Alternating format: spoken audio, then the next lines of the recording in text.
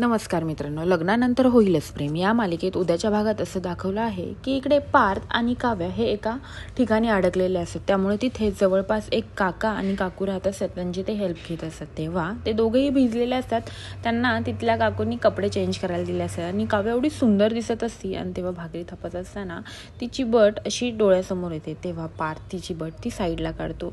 त्या दोघांमध्ये दोघंही रोमॅन्टिक झालेले असतात आणि दोघे एकमेकांकडे खूप छान बघत असतात. तसेच आता इकडे नंदिनी खूप चिडलेली असते. नंदिनी म्हणत असते, ओके ठीक आहे, मी आत्ता जे काही बोलले आहे ते तुम्ही खोटं मानताय ना, पण मला लग्नातनं किडनॅप करणारे हा वसू आत्याच होत्या हे मी पुढच्या 24 तासात सिद्ध करेल, असं ती चॅलेंज करते वसू आत्यांना तसंच घरच्यांना. आणि आता वसू आत्या विचार करत असते की हिच्याकडं असं कोणता पुरावा आहे की ती पुढच्या 24 तासात मला आणून देणार आहे. असं बोलल्यानंतर ती तिथनं निघायला लागते. तेवढ्यातच मागून रम्या तिचा हात पकडते आणि म्हणते, तू पुढच्या 24 तासात पुरावा देणार आहे ना?